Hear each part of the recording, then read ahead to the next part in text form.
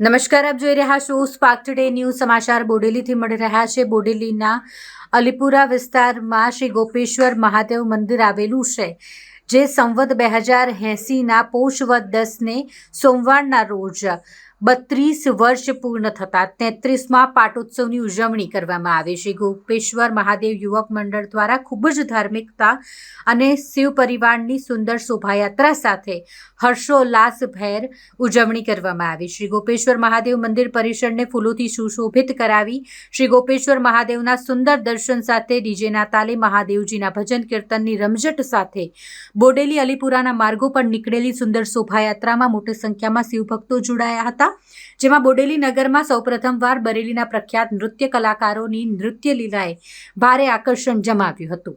શોભાયાત્રા શ્રી ગોપેશ્વર મહાદેવ મંદિર પહોંચ્યા બાદ મહાપ્રસાદીનો પણ સમસ્ત વિસ્તારના શિવભક્તો સહિત લોકોએ લાભ લઈને કૃતજ્ઞતા અનુભવી હતી।